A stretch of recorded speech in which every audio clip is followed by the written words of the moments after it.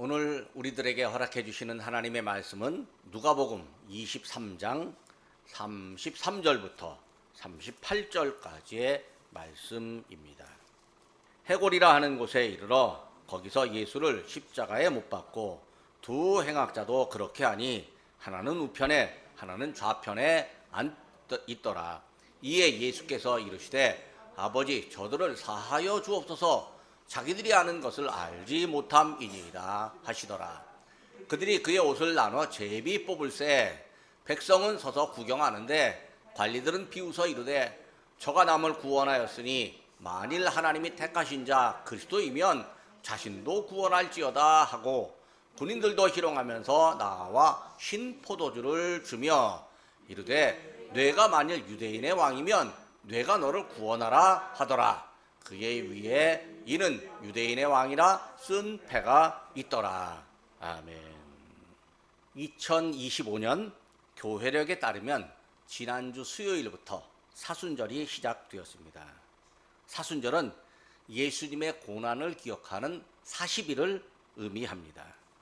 예수님께서 부활하시기 전날부터 거슬러서 주일을 제외한 40일로서 기도와 경건의 날을 보내는 기간입니다. 그리고 이제 중간에 주일은 사순절에 포함하지 않습니다. 왜냐하면 주일은 예수님께서 부활하신 날이었으므로 사순절 기간에 포함하지 않고 그냥 주일로 기쁨의 날로 지키기 때문입니다. 사순절 기간의 주일은요 항상 7번의 주일이 있습니다. 오늘이 사순절 첫 번째 주일입니다. 이제 저는 사순절 7번의 주일 동안 예수님께서 십자가 위에서 말씀하셨던 내용으로 은혜를 받으려고 합니다. 예수님께서 십자가 위에서 모두 7번의 말씀을 하셨습니다. 그래서 십자가 위에 7말씀, 가상칠언이라고 부릅니다. 그래서 이제 한 주에 한 말씀씩 십자가 위에서의 7번의 말씀을 사순절 주일 동안 이제 한 번씩 묵상하며 은혜를 받으려고 합니다. 오늘은 사순절 첫 번째 주일로 가상칠언 중 첫 번째 말씀을 생각해 봅니다. 예수님께서 해골이라 부르는 골고다 언덕 위에 올라가셨고 거기서 십자가에 달리셨습니다. 예수님 양편에 악을 행한 두 사람이 똑같이 십자가에 달렸습니다. 예수님은 악을 행하지 않았는데 죄를 짓지 않았는데 악을 행한 사람과 똑같은 취급을 받았습니다. 죄인과 똑같은 취급을 받았습니다. 이때 예수님께서 아버지께 기도했습니다. 아버지 저들을 사하여 주옵소서. 자기들이 하는 것을 알지 못함이니이다. 사람들이요 예수님께서 십자가 위에서 이 외치는 그 기도 소리를 들었을 것입니다. 그런데 들었음에도 불구하고 사람들의 마음이 더 완악해지고 강팍해서 예수님께 더 포악한 짓을 했습니다. 사람들이요 예수님의 옷을 찢고 나누면서 제비 뽑았습니다. 겉옷을 찢고 나누어 제비 뽑았습니다. 이게 옷을 벗긴다는 건 엄청난 수치를 주는 것인데 그나마 그것도 한 사람이 갖는 것이 아니라 찢어서 제비 뽑았다. 기념품으로 가졌다. 그 소리예요. 그러니까 예수님이 죽는데 예수님의 죽음을 보고 내가 그걸 봤다라고 하는 기념품을 가졌다 그거예요. 백성들이요 막 그걸 예수님이 십자가에 달려 이제 죽어가는 장면을 백성들이 구경하고 있는데 관리들이 비웃습니다. 예수님을 비웃습니다.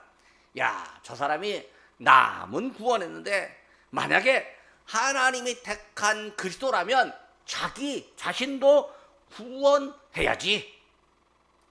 만약 그리스도라면 이 정도 고통을 당할 때 능력을 행해서 스스로 십자가에서 내려와야지. 이렇게 비웃고 있습니다. 군인들이 예수님을 희롱합니다. 예수님이 지신 십자가 위에 유대인의 왕이라고 하는 명패가 달려 있습니다. 유대인들은요 이 명패를 싫어했습니다. 저 사람이 왜 우리의 왕이냐라고 싫어했습니다. 그런데 총독 빌라도는요, 십자가 위에 로마어, 히브리어, 헬라어로 쓴 명패를 붙이라고 했습니다. 예수님이 유대인의 왕으로 오셨고 말씀하셨다는 것을 세 나라의 언어로 알려줍니다. 예수님을 조롱하는 의미였습니다. 군인들은 십자가에 달리신 예수님께 신포도주를 주면서 내가 만일 유대인의 왕이라면 네가 너를 한번 구원해봐라, 그렇게 비웃고 있습니다. 예수님께서 그런 비웃음을 당하시면서 주님, 저들을 용서해 주옵소서, 저들의 죄를 저들이 알지 못합니다 라고 기도했습니다. 예수님이 십자가에서 하신 첫 번째 말씀 앞뒤에 사람들의 죄가 나타나고 있습니다. 예수님은 십자가에 매다는 것, 예수님의 옷을 찢으면서 자기 자신을 구원해보라고 희롱하는 것, 신포도주를 주면서 유대인의 왕이라면 스스로 구원해보라고 비아냥대는 것 등등 예수님을 향한 죄가 많이 있습니다. 예수님은 이 사람들의 죄가 예수님에게 투영되었습니다. 예수님은 사람들의 죄가 투영되는 대상이 되셨습니다. 그런데요, 예수님은 당신을 향해서 죄를 짓는 사람들을 향해서 원망하지도 않고 비난하지도 않았습니다. 우리 같으면요, 내가 죄가 없는데 나에게 죄를 뒤집어 씌우고 나에게 고통을 주고 압박을 가하는 사람 있으면요, 이야, 저 사람 천벌받을 사람이라고, 저 사람 가만두지 않겠다고 그렇게 우리는 원망하고 막 이를 갈아가면서 막 원수 같겠다고 말을 했을 텐데, 예수님은요, 아버지 하나님께 저 사람들이 무슨 말을 하는지 무슨 일을 하는지 알지 못하고 하는 것이니까, 제대로 알지 못하니까 그 사람들 죄를 용서해 달라고 그렇게 부탁하는 기도를 드립니다. 우리는 예수님께서 용서를 구하는 말씀에서 세 가지를 찾아볼 수가 있습니다. 첫째로 예수님은요, 이 집단의 죄를 알고 있었습니다. 예수님을 향한 죄는요, 어느 한 사람이 한 것이 아니라요, 백성들 전체가 하는 집단의 죄였습니다. 아버지, 저들을 사하여 주옵소서, 자기들이 하는 것을 알지 못합니다.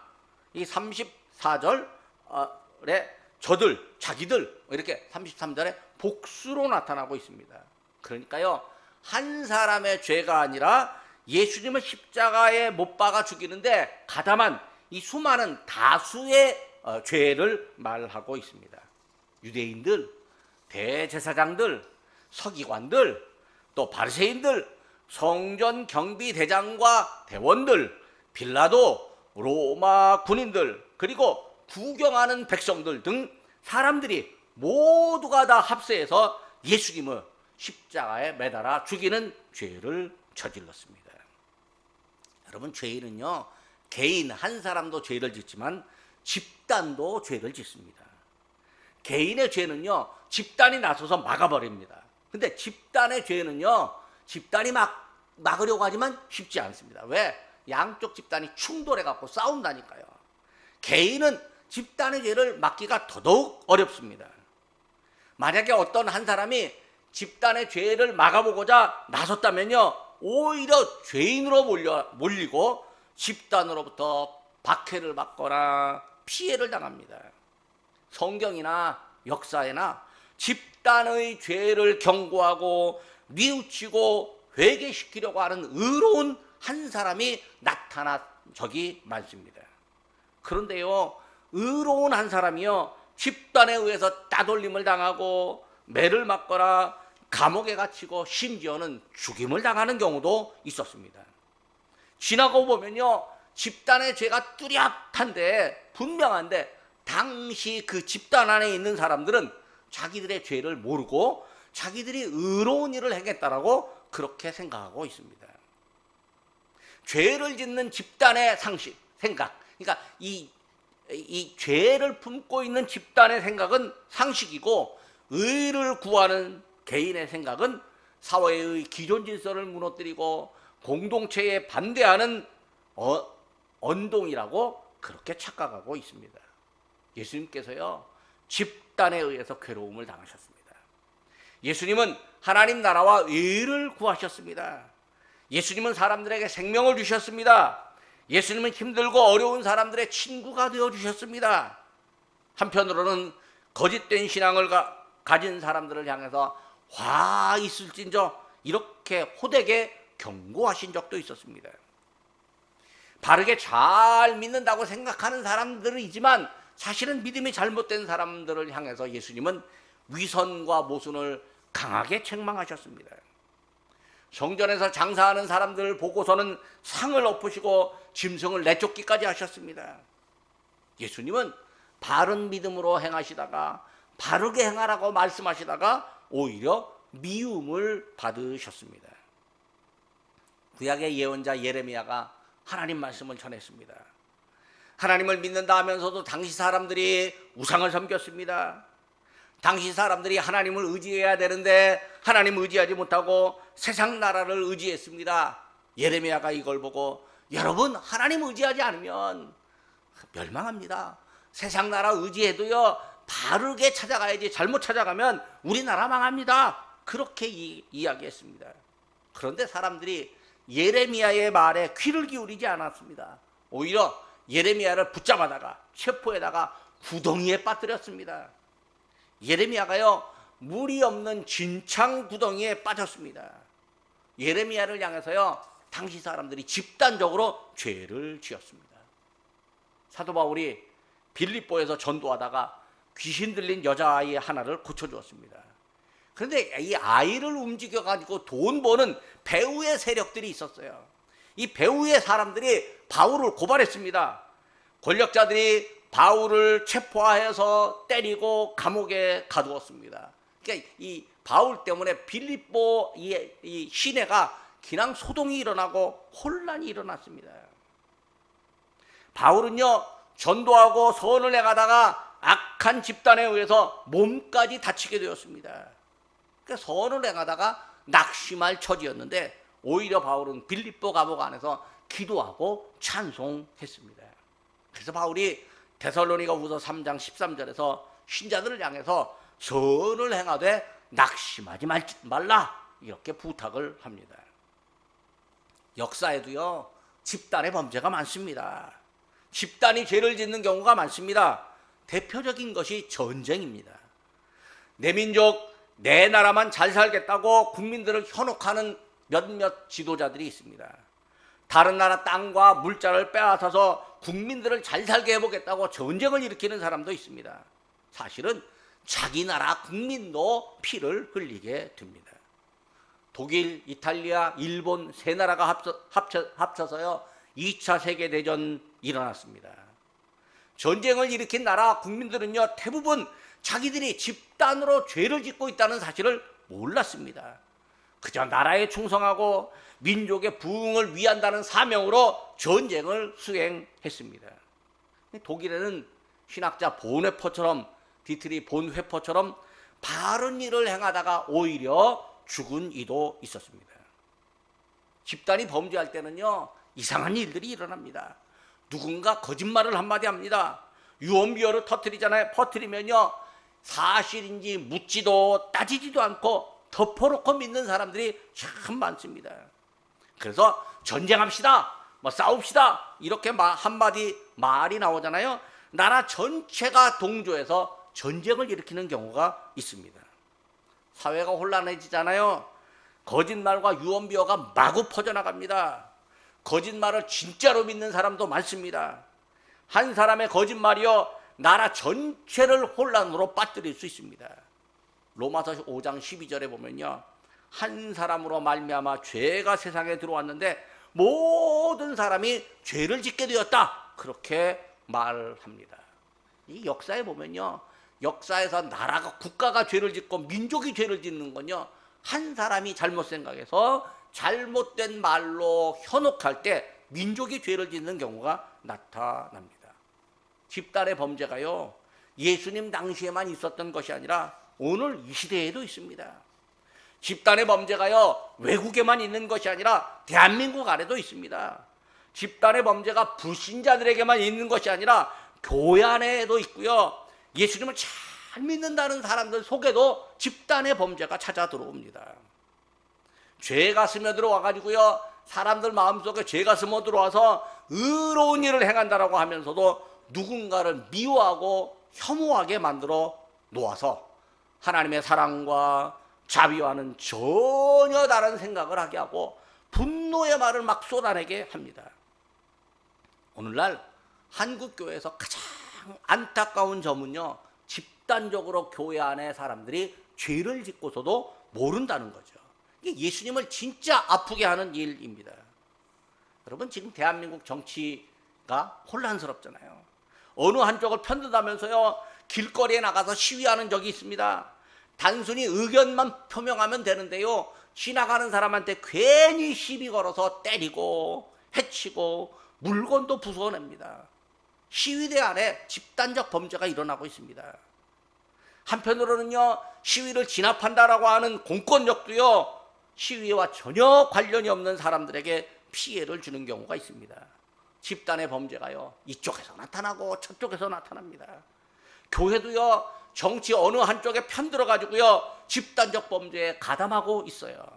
교회가 깨어서 회개해야 할 때입니다. 이게 예수님께서 오늘날 한국교회를 보면서요, 야, 집단의 범죄가 나를 십자가에 못 박는 거다, 그렇게 안타까워 하십니다. 두 번째로 예수님은요, 죄의 용서를 구하셨습니다. 예수님은요, 죄가 용서받기를 원합니다. 개인의 죄, 집단의 죄가 모두 용서받기를 원합니다. 예수님이 아버지께 용서를 구하는 말씀을 하십니다. 저들을 사하여 주옵소서. 용서는요, 이 당한 사람이 해야 합니다. 예수님이 집단으로부터 박해를 받고 목숨을 뺏길, 지금 죽을 위기에 처해 있습니다. 그러니까 예수님이 용서할 수 있는 당사자였습니다. 누구도요, 박해를 받는 예수님을 대신해서 용서한다, 이렇게 말할 수 없습니다. 예수님이 세상에 오신 이유는요, 사람의 죄를 용서하시기 위함이었습니다. 나의 죄를 용서하시기 위함이었습니다.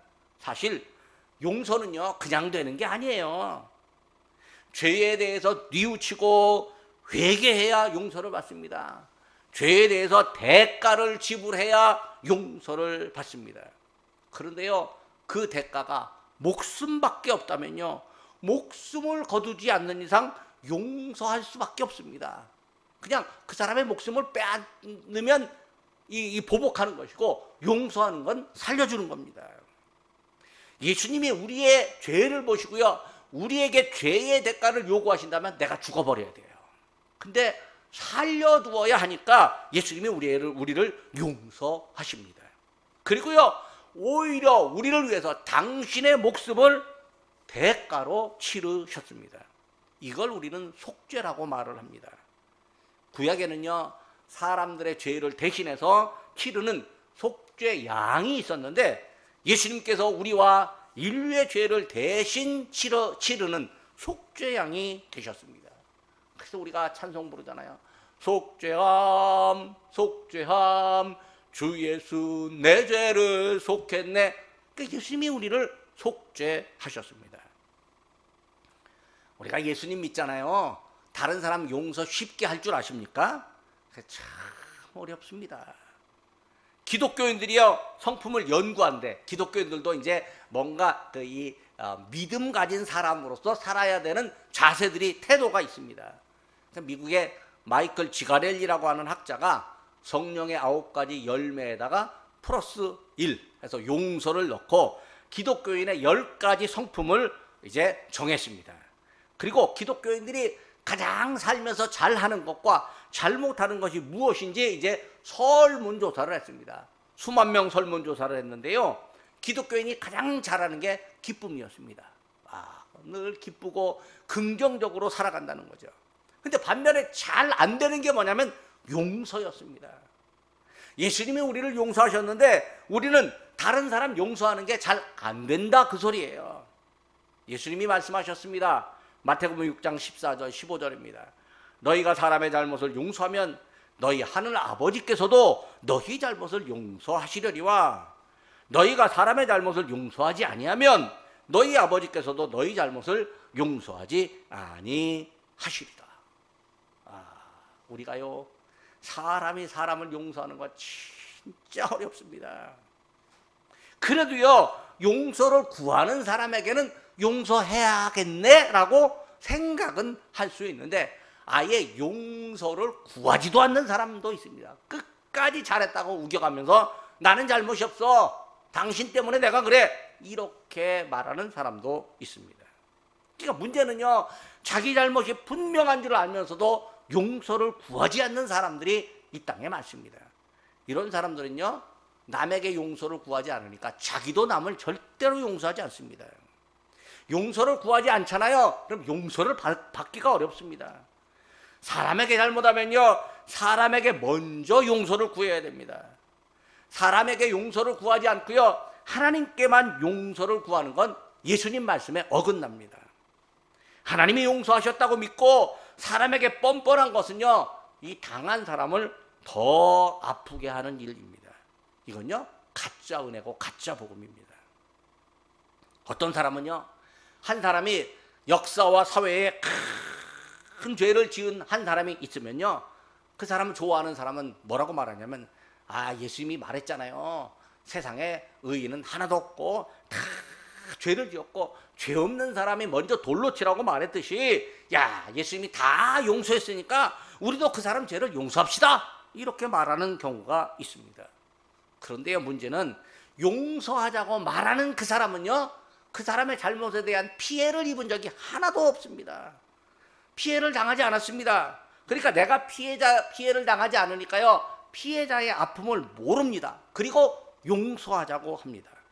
근데 피해자는요, 그 말 들으면 가슴이 더 아파요. 이게 2차 가해라고 하는 거예요. 용서는요, 누가 하냐? 피해자가 하는 거예요. 그리고 피해자가 하나님, 내가 저 사람 용서했으니까 하나님도 저 사람 용서해 주십시오, 이렇게 간구하는 거예요. 그러니까 예수님께서 아버지, 저들의 죄를 사하여 주옵소서, 이렇게 말한다는 것은요, 나는 그 사람들 용서했습니다, 그 뜻이에요. 예수님이 용서했습니다, 그 뜻이에요. 그리고 아버지께 용서해달라고 부탁하는 거예요. 그런데 예수님께서요, 또 사람들의 죄를 용서해달라고 하는 아주 작은 이유 하나를 듭니다. 이게 뭐냐면 자기들이 하는 걸 알지 못합니다. 사람이요, 알고 지은 죄가 있고 한편으로는 모르고 지은 죄도 있습니다. 알고 지은 죄는요, 회개할 가능성이 있습니다. 내가 잘못했다라고 하는 걸 아니까 회개합니다. 양심이 있다면 잘못했다고 말합니다. 잘못했다고 말하면요, 조금이라도 죄에 대한 대가가 줄어듭니다. 죄의 일부라도 용서를 받습니다.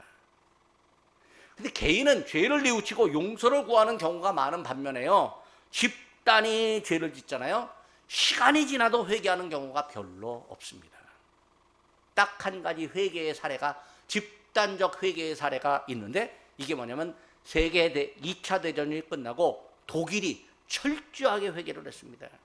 독일 교회가요, 회개를 주도했습니다.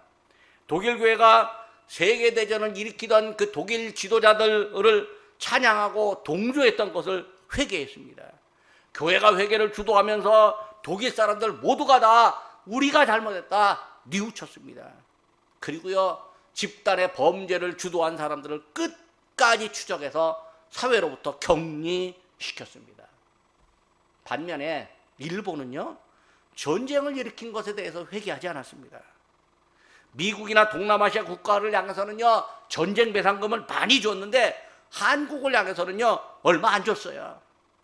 일본이 조선을 개화시켰다, 뭐 이런 이상한 말을 해가면서 지금도 과거의 그 강제 병합과 폭압에 대해서 사과하지 않습니다. 징병, 징용, 부녀자 유인 등 범죄에 대해서 일본 정부가 한 게 아니라 자발적으로 왔다, 이렇게 거짓말을 합니다. 그러니까 집단의 범죄에 대해서 사과하지 않고 용서를 구하지 않는 거예요.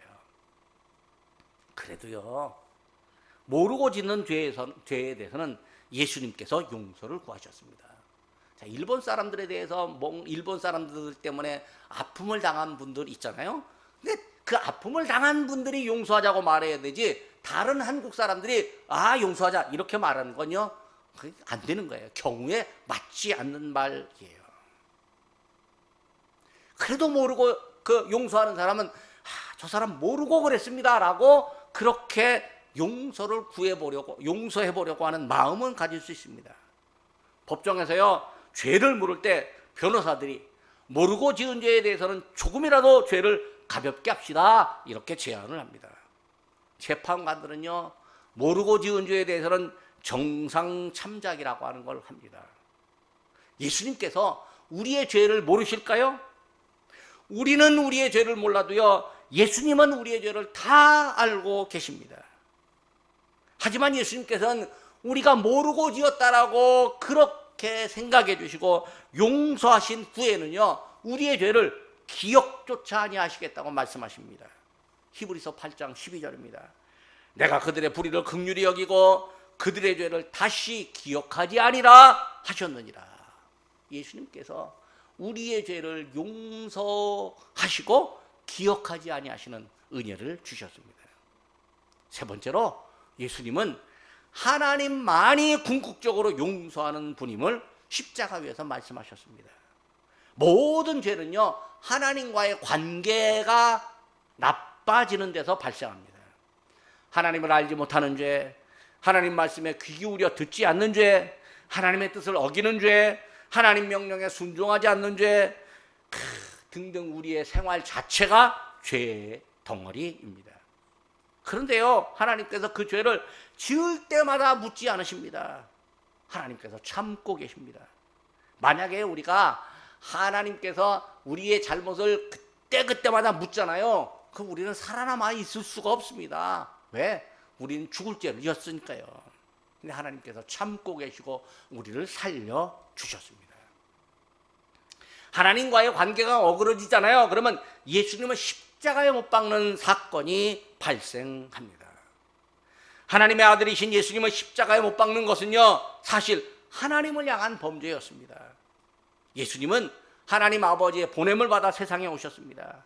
예수님께서 아버지 하나님의 뜻을 따라 세상에서 행하셨습니다. 아버지의 뜻을 따르는 예수님을 믿지 않는 것, 그것이 죄입니다. 요한복음 16장 9절입니다. 죄에 대하여라 함은 그들이 나를 믿지 아니함이요. 예수님을 향한 죄를요, 예수님께서 용서해달라고 아버지께 구하셨습니다. 사실상 아버지를 향한 죄이므로 아버지 하나님께서 마지막에 용서를 해주셔야 합니다. 예수님이 하나님께 용서를 구하는 것은요, 하나님께서 예수님의 아픔과 고난을 알고 계시기 때문입니다.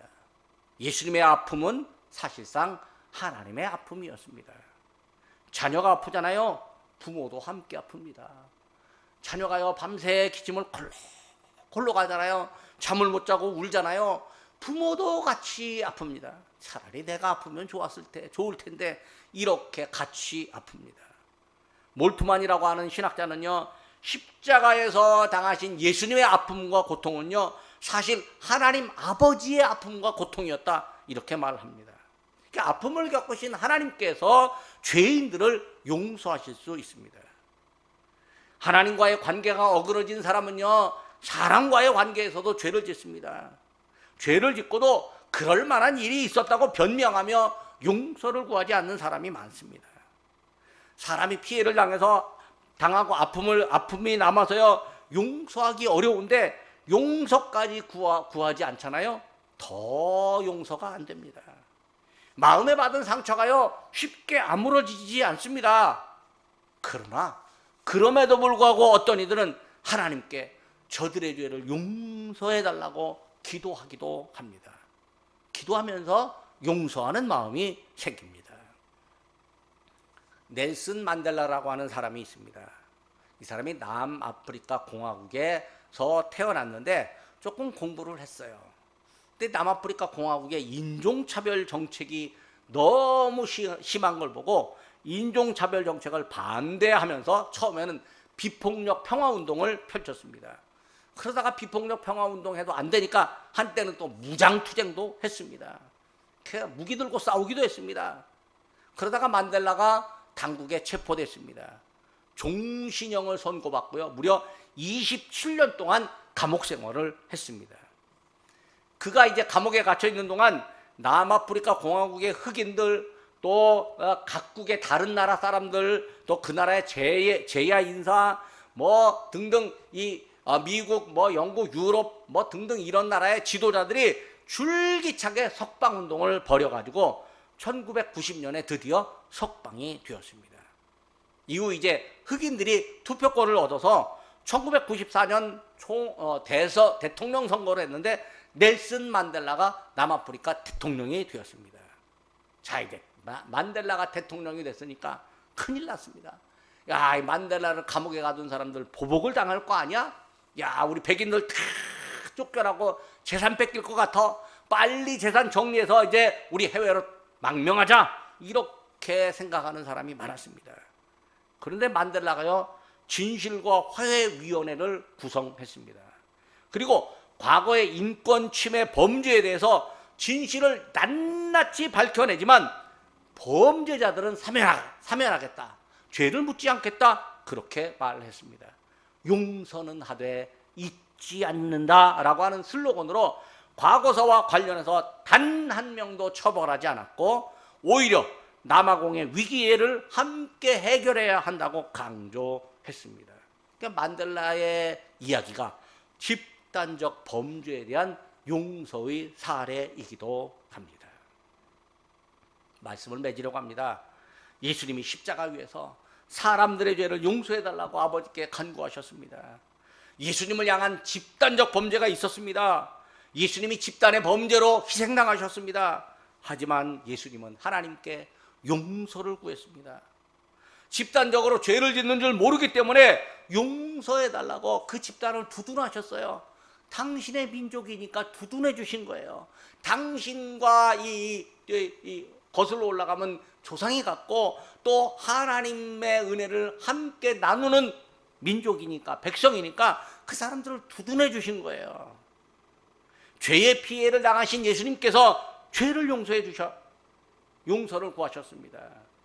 예수님의 아픔은 하나님의 아픔이었으므로 하나님의 죄를 용서하셔야 했습니다. 죄를 용서할 마지막 권한이 하나님께 있습니다. 이 시대에도요, 집단의 범죄가 나타납니다. 죄인 줄 모르고 집단이 합세해서 죄를 짓는 경우가 있습니다.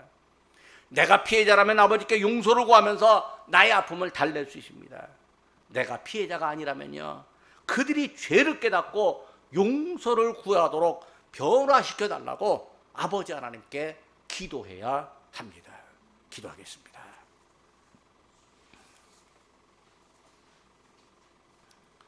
예수님을 고난으로 내어주심으로 우리를 구원하신 하나님 아버지, 저희가 본질상 죄인이고 진노의 자녀였지만 저희를 긍휼히 여기시고 믿음 주시고 의롭게 하심으로 생명의 은혜를 주시니 감사드립니다.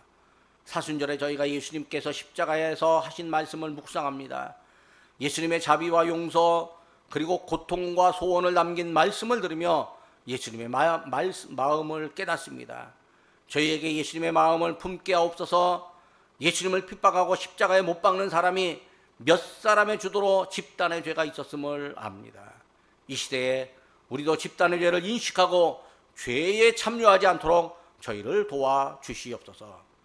저희에게 용서를 원하시고 용서하는 사람을 기뻐하시는 하나님 아버지, 저희가 누군가에게 잘못하면 사과하고 용서를 구하는 사람으로 살게 하옵소서. 사람에게 지은 죄가 있거든 용서를 구하고 또 하나님께도 용서를 구하게 하옵소서. 죄인이 보여도 우리의 생각에 의해서 함부로 용서하자 말하지 않게 하옵소서. 오직 하나님만 용서하심을 깨닫고 하나님께 용서를 구하는 사람으로 살게 하옵소서. 저희가 속한 공동체와 국가에 죄가 있거든 저희가 회개하고 하나님께 용서를 구하게 하시옵소서. 하나님의 용서를 체험하는 믿음의 사람과 교회로 삼아 주옵소서. 예수님의 이름으로 기도드립니다. 아멘.